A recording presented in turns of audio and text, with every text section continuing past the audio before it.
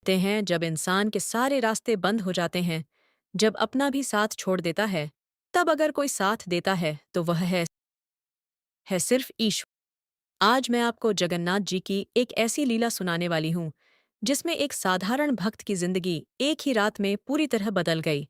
ना धन था, न पहचान, न ही सहारा। बस था तो एक ही नाम, महाप्रभु जगन्नाथ का। और अगर आप भी मानते हैं कि ईश्वर आज भी सुनते हैं, तो इस कथा को अंत तक जरूर सुनिएगा। पुरी से कुछ दूर एक छोटा सा गांव था। वहां रहता था एक युवक नाम माधव। माधव बहुत पढ़ा लिखा नहीं था, पर दिल से बहुत सच्चा था। उसकी सबसे बड़ी परेशानी थी गरीबी। दिन भर मेहनत करता, लेकिन घर में न अन्न टिकता और न ही सुख। पिता बीमार, माँ रोती हुई और कर्ज इतना था कि नींद भी डराने लगी थी। एक एक दिन बीतता गया और हालत बद से बदतर होती चली गई। एक रात माधव मंदिर की ओर देखते हुए बोला, प्रभु अगर तू है तो अब कुछ कर ले।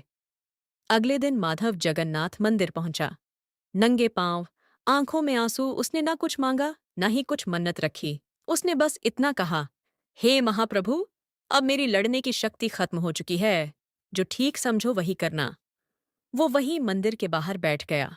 न भूख लगी न प्यास। रात होने लगी और वहीं उसकी आंख लग गई। रात के अंतिम पहर में माधव ने एक सपना देखा। उसने देखा महाप्रभु जगन्नाथ मुस्कुराते हुए उसकी ओर बढ़ रहे थे। जगन्नाथ जी बोले, माधव तूने आज तक मुझसे कुछ नहीं मांगा, अब मैं तुझसे कुछ मांगने आया हूं। माधव कांपते हुए बोला, प्रभु आपके सामने मेरे पास देने को कुछ भी नहीं है। तभी जगन्नाथ जी ने कहा, सुबह सूर्योदय से पहले मंदिर के पीछे वाले वटवृक्ष के पास जाना और जो मिले उसे अपना मान लेना। इतना कहकर प्रभु अदृश्य हो गए। अगले दिन माधव की आंख खुली। दिल तेजी से धड़क रहा था। क्या यह सपना था या सच? वह बिना समय गवाए वटवृक्ष की ओर दौड़ा और वहां उसने जो देखा, उसकी आंखों से आंसू बहने लगे। वहां एक थैला रखा था जिसमें इतना धन था कि उसका कर्ज, उसके दुख, उसकी मजबूरी सब समाप्त हो सकते थे। पर सबसे चौंकाने वाली अब बात यह थी, उस थैले में जगन्नाथ मंदिर की मोहर लगी हुई थी। माधव ने उस धन से न सिर्फ अपना जीवन बदला, बल्कि गरीबों की मदद की, बीमारों का इलाज करवाया और जीवन भर जगन्नाथ जी का सेवक बनकर रहा। वह कहता था, प्रभु ने मुझे धन नहीं दिया, उन्होंने मुझे भरोसा दिया है। दोस्तों, जगन्नाथ जी हमारी परीक्षा लेते हैं, पर कभी छोड़ते नहीं।